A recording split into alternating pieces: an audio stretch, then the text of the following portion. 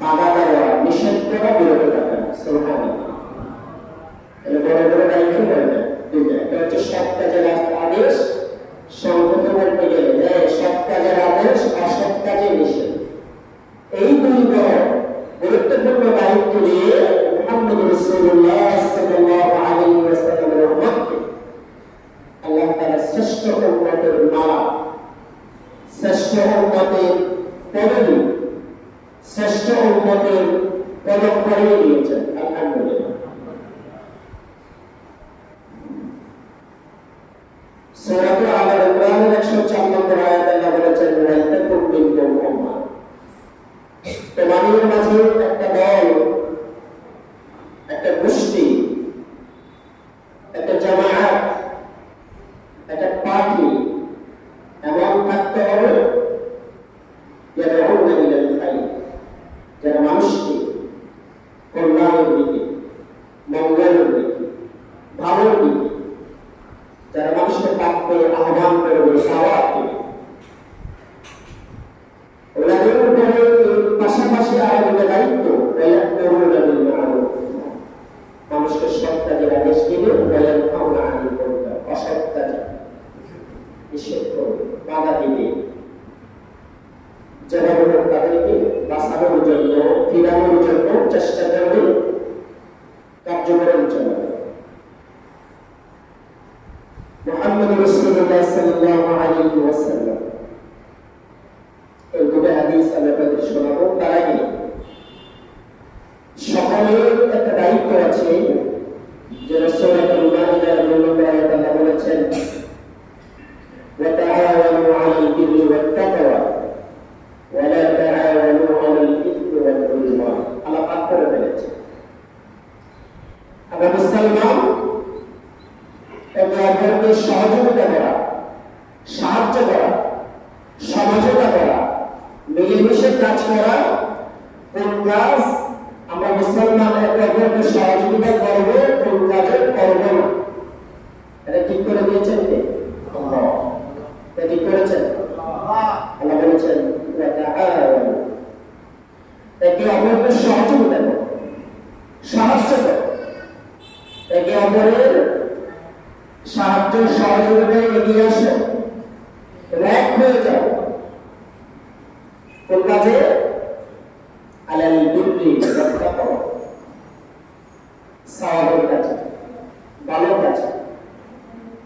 আল্লাহকে ভয় করা হয়, আখিরাতের কথা মনে রেখে জীবন পরিচালিত হয়, এমন সব কাজে তোমরা একে অপরকে সহযোগিতা করো। সুবহানাল্লাহ। সাথে সাথে আল্লাহ তাআলা নিষেধ করেছেন, ওয়ালা তাআওয়ানু, খেয়াল করবেন, সহযোগিতা করার জন্য যখন আল্লাহ নির্দেশ দিয়েছেন, একই আয়াতে আল্লাহ ঘোষণা দিয়েছেন, ওয়ালা তাআওয়ানু, একে অপরকে সহযোগিতা করবেন না, সহযোগিতা করবেন না, সহযোগিতা করবেন না, সাহায্য করবেন না, সাপোর্ট করবেন না।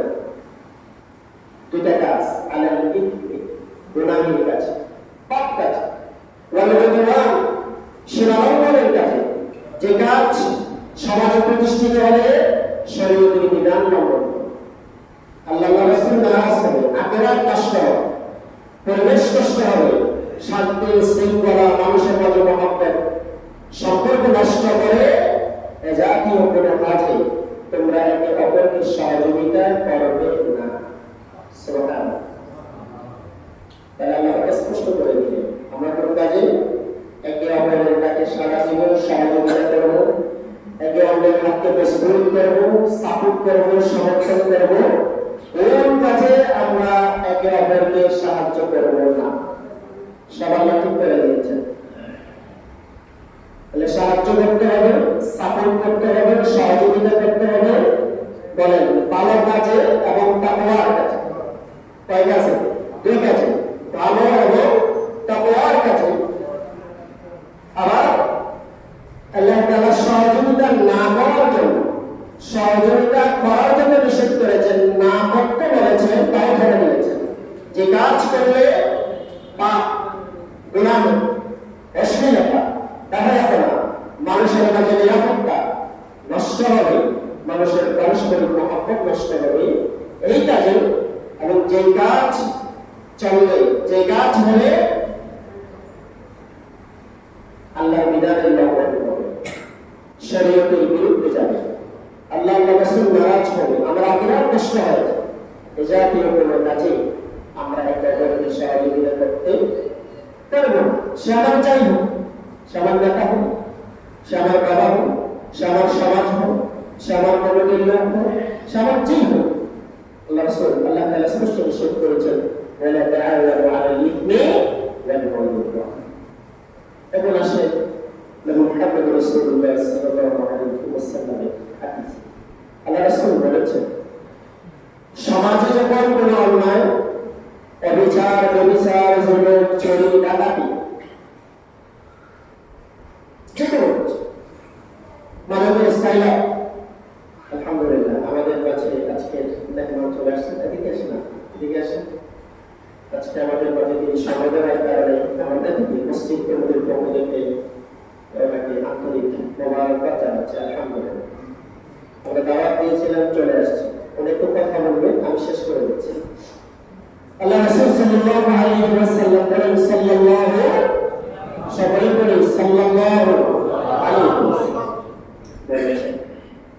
সমাজে, পরিবারে, এলাকায় যদি কোনো অন্যায় হয়, তাহলে সেই অন্যায় প্রতিরোধের জন্য, সেই অন্যায়কে আপনার নিশ্চিত করার জন্য, সেই অন্যায়ের বিরুদ্ধে আমরা যারা মানুষ, আমরা যারা সমাজে আছি, আমাদের আল্লাহ রাসূল তিন ভাগ করে ফেলেছেন, তিন শ্রেণীতে ভাগ করেছেন। ওই অন্যায়কে প্রতিরোধ করার জন্য ওই এলাকার, ওই সমাজের, ওই দেশের মানুষগুলো তিন শ্রেণীতে ভাগ করে। রাসূল বলেছেন, প্রথম শ্রেণী হচ্ছে হাতে, কঠোর হস্তে দমন করবে, সেই দায়িত্ব সরকারের, সেই দায়িত্ব আমাদের প্রশাসন। নবী আলাইহিস সালামের সেই হাদিস মতে উলামায়ে কেরামের মুহাদ্দিসদের ব্যাখ্যা হচ্ছে, প্রথম যে অন্যায়ের বিরুদ্ধে কঠোর হস্তে দমন করা, এটা আপনি আমি পারবো না। যেহেতু একটা সমাজ, একটা রাষ্ট্র, সংবিধান আছে, রাষ্ট্রের কাঠামো আছে, আমি আপনি যদি কঠোর হস্তে দমন করতে যাই, তাহলে আইনকে নিজের হাতে তুলে দেওয়ার মতো হবে। আমাদের দায়িত্ব করে আসতেছে, এক নম্বর দায়িত্ব হচ্ছে কঠোর হস্তে দমন করার জন্য ওই দেশের, ওই রাষ্ট্রের যে মূলনীতি আছে, সেই মূলনীতির আলোকে যারা প্রশাসন, যারা দায়িত্বশীল, যারা তার প্রাঘাত করতে পারবে, যারা অ্যারেস্ট করতে পারবে, যারা মামলা করতে পারবে, সংবিধান অনুযায়ী যাদেরকে এই ক্ষমতা দেওয়া হয়েছে, ওনাদের একটা ক্ষমতা। নবী আলাইহিস সালাম দ্বিতীয় শ্রেণী বললেন, তোমরা যদি এটা করতে না পারো, তাহলে তোমাদের দ্বিতীয় শ্রেণীর দায়িত্ব হচ্ছে যাদের কথা বলার সুযোগ আছে, যারা হাতি, যারা ওয়াজ নসিহত করে, যারা মানুষকে কথা বোঝাতে জানে, যাদের কথা বলার সুযোগ আছে, যোগ্যতা আছে, কথা বলার স্কোপ আছে, আল্লাহ আমাদের জবান নিয়ে এর বিরুদ্ধে, অন্যায়ের বিরুদ্ধে প্রতিরোধ করে তুলবে, মানুষকে সচেতন করবে, মানুষকে বোঝাবে। তৃতীয় শ্রেণী নবী আলাইহিস সালাম বললেন, এই শ্রেণী, এই যোগ্যতা যদি আমাদের কারো না থাকে, আমরা সাধারণ মানুষ, আমরা এটাই পারি না, আমি ওয়াজ করতে জানি না, কারণ হাদিসের এত বেশি জ্ঞান আমার নেই, আমার কথা বললে কেউ শুনবে না, এই যদি হয় আপনার অবস্থা, তাহলে ওই অন্যায়ের বিরুদ্ধে আপনার একটা ছোট্ট দায়িত্ব আছে। সেই দায়িত্ব হচ্ছে এই অন্যায়কে কিভাবে প্রতিরোধ করা যায়, এটার জন্য পরিকল্পনা, এটার জন্য চিন্তা, এটার জন্য সচেতনতা তৈরি করা, মানুষকে বোঝানো, এই দায়িত্ব করে পড়ছে। নবী আলাইহিস সালাম বললেন, যারা তৃতীয় শ্রেণীর দায়িত্ব পালন করবে, কারা করবে? যাদের ঈমান সবচেয়ে বেশি দুর্বল, যাদের ঈমান সবচেয়ে বেশি দুর্বল, যারা কথা বলতে ভয় পায়, যারা কঠিন হস্তে দমন করতে শক্তি রাখে না, শুধুমাত্র এই অন্যায়ের বিরুদ্ধে পরিকল্পনা করে, চিন্তা করে মানুষকে বোঝায়, নবী আলাইহিস সালাম বললেন, তারা হচ্ছে সবচেয়ে দুর্বল ঈমান। আল্লাহ তাআলা আমাদেরকে শক্তিশালী ঈমানের অধিকারী হওয়ার তৌফিক দান করুন। আমিন। বক্তব্যটা শেষ করে নিচ্ছি। নবী আলাইহিস সালামের একটা হাদিস আপনাদেরকে শোনাই। আমাদের নবী আলাইহিস সালাম নজরুলকে উম্মতকে কথা বোঝানোর জন্য উদাহরণ পেশ করে দৃষ্টান্ত প্রমাণ নিয়ে নবী উম্মতকে কথা বোঝাতেন। একটা কথা বোঝাতে গিয়ে নবী আলাইহিস সালাম একটা দৃষ্টান্ত দিচ্ছেন। একটা দোতলা বিশিষ্ট নৌকা পানিতে চলে, এখন একটা জাতি কিছু মানুষ নৌকাতে উঠবে, তাদের মাঝে দ্বন্দ্ব, নিচে কারা থাকবে, উপরে কারা থাকবে। লটারি দিল, লটারি দেওয়ার পর একদলের নাম আসছে, তারা দ্বিতীয় তলায় থাকতে হবে, উপর তলায়, প্রথম তলায়, আরেকজন থাকবে নিচতলায়। এবং নিচতলায় যারা ছিল তাদের কাছে খাবার বানিয়েছে, উপরের তলায় তাদেরও আছে। নিচতলায় যারা তাদের খাবার বানিয়ে শেষ হওয়ার কারণে তারা বারবার উপরের তলায় গিয়ে ডিস্টার্ব করে, পানি চায়, পানি আনি, পানি খায়। এখন উপরের তলায় হাদিস বলছেন বুখারী শরীফ, উপরের তলায় বিরক্ত হয়ে যায়, নিচতলায় এদেরকে বলবে তোমাদেরকে আর পানি দেওয়া যাবে না, তোমাদের বরাদ্দ পানি ছিল, শেষ করেছো, আমাদেরকে বারবার ডিস্টার্ব করো, আমরা তোমাদের পানি দিব না। নিচতলায় বলবে ঠিক আছে, পানি তো আমাদের নিচেই আছে, আমরা কষ্ট করে পয়সার দরকার নাই, আমরা যদি কোনাল নিয়ে এই নৌকা যে পাটাতন আছে, যে ফ্লোর আছে, আমরা যদি একটা আঘাত করি পানি তো স্থিতি করে উঠবে। কারণ এখানে তো নৌকা যখন পানিতে চলে, নদীতে চলে, এখানে তো সব পানি আর পানি।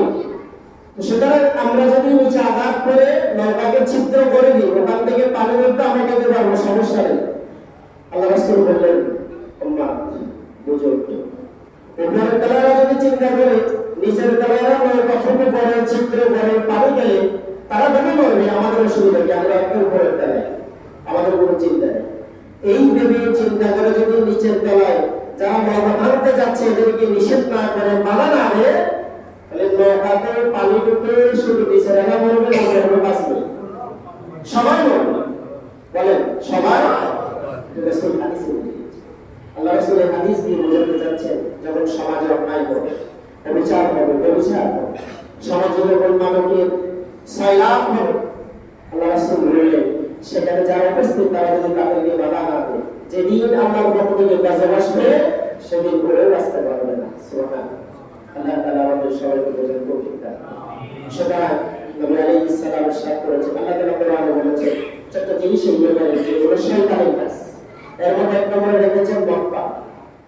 মদ পান করেন, ইয়াবা হিসাবে আপনি গিলে খান, ইনজেকশন দিয়ে শরীরকে আপনি মাতাল হয়ে যান, বজ্র শুকিয়ে যেভাবে হোক আপনি যদি মাতাল হন, আপনি যদি মদ পান করার হচ্ছে একটা অনুমতি, এটা যদি আপনি যে কোনো ভাবে, সেটা তরল পানি হোক, সেটা ট্যাবলেট হোক, সেটা আপনার ইনজেকশন কোর্স করে হোক, সেটা বজ্র শুকিয়ে হোক, যে কোনো ভাবে যদি আপনি মাদকের সাথে যুক্ত হন, জড়িত হন, মুহাম্মদ রাসূলুল্লাহ সাল্লাল্লাহু আলাইহি ওয়াসাল্লাম বলেছেন কোন মানুষগুলো বেহেশতে যেতে পারবে না।